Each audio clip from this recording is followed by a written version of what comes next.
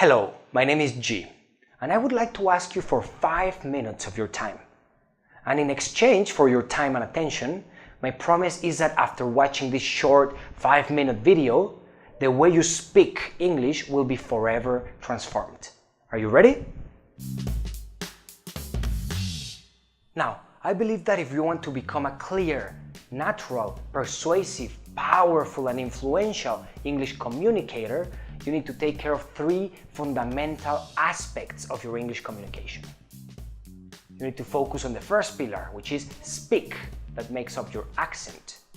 You also need to focus on the second pillar, which is think. That's the style of your English. And you need to focus on the third aspect, which is feel. That's how you manage your English in your real life situations. Today we will focus on the first pillar, speak. I believe that if you want to develop a clear, resonant, and authentic English accent, you need to follow 3 steps. You need to get perfect pronunciation, fast and connected fluency, and emotional intonation. Let's improve your pronunciation.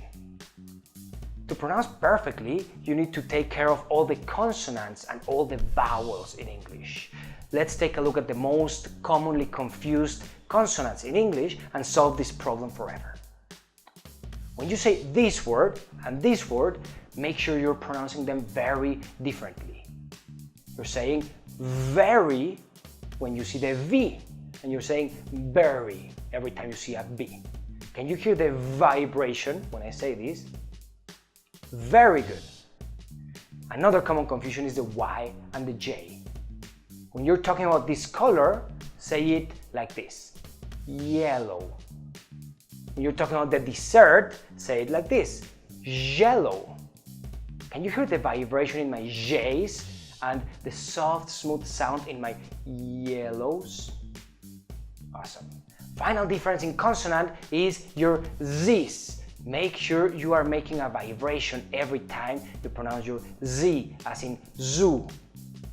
If you have a friend whose name is Sue, you can clearly hear the difference. Zoo and Sue. Awesome. Now let's take a look at some vowels. Vowels are a deep problem in many English learners, and it makes all their speech confusing. Let's take care of the main vowels in English. Let's start with the O. When you see an O, pronounce it from down here. So you should be saying hot and not hot. Podcast and not podcast. Scott and not Scott. Todd and not Todd. Take your vowels down. And the same case with the A. Try to say cat and not cat. Another problem is vowel combinations. So learn to say words like meat, so you don't say meat. Smile here, meat, meat. You should say seat instead of sit. And beach, that's important. You need to know how to say beach, because if not, you will be offending people saying bitch. You also need to develop your fast fluency. You need to connect your sentences. So let me use 5 seconds of my time so you can pronounce this. Good. Could you say get it together with a lot of little letters?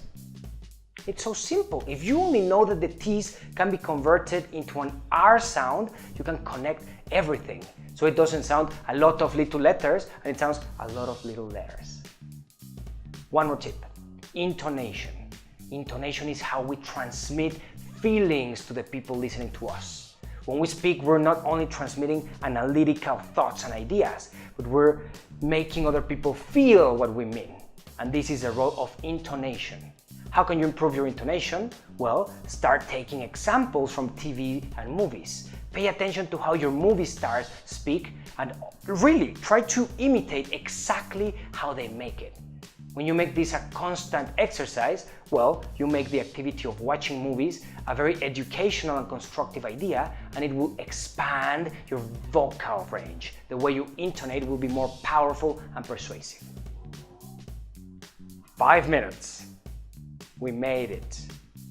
If you liked what happened here, in just 5 minutes, Imagine what could happen in over 6 hours of the Transform Your English course. I hope to see you in.